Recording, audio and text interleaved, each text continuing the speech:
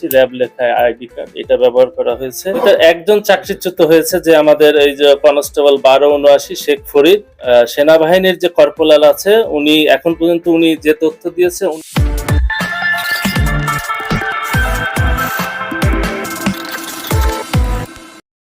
একটি অভিযানে আমাকে একজন ফোন দিয়ে জানালো আমার মোবাইল নম্বরটা পাওয়ার পর গতকাল, যে স্যার আমাদের ভান্ডারিয়ায় আমার এখানে তথ্য আছে যে কিছু ডাকাত এসে আমাদের এখানে ডাকাতি করে।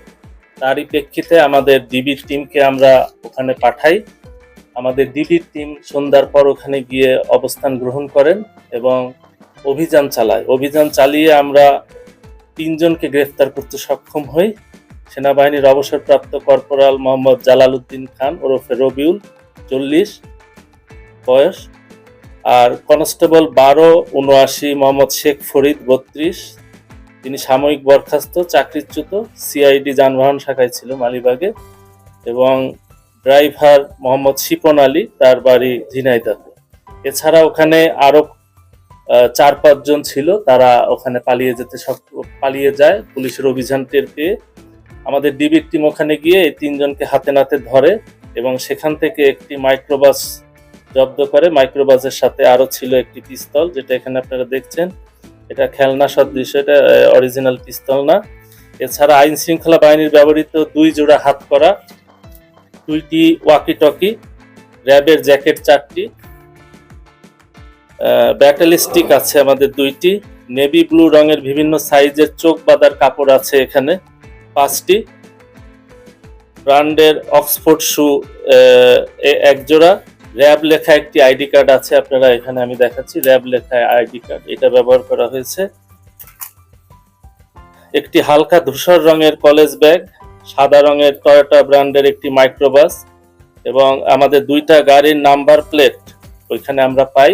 যে মূল যে নাম্বার প্লেটটা সেটা লুকানো ছিল এবং ভুয়া একটা নাম্বার প্লেট এই মাইক্রোতে ব্যবহার করা হয়েছিল।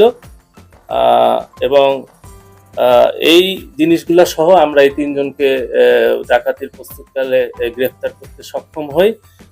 ঘটনাস্থলটা ছিল আপনার পিরোজপুর জেলার ভান্ডারিয়া পৌরসভাধীন 3 নং ওয়ার্ড, TNT রোড, কবিরাজ বাড়ি, জনৈক ওবায়দুল কবিরাজ, তার বাসার দক্ষিণ পাশের পাকা রাস্তার উপর।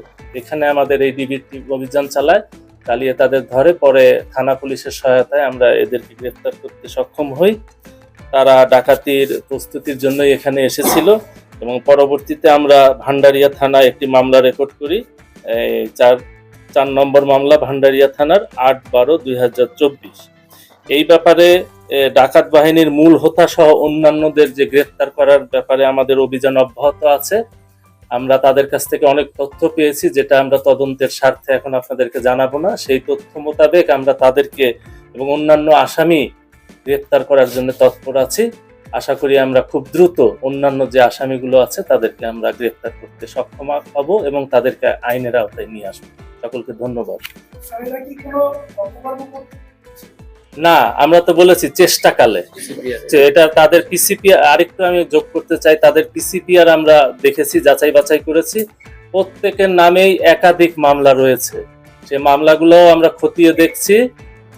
আমরা সেই মামলাগুলা কোথায় কিভাবে হয়েছে সেই সব মামলাগুলো আমরা নিয়ে এসেছি তথ্য, এবং এই তথ্যগুলো আমাদের সাহায্য করবে বাকি আসামিদের ধরার ব্যাপারে।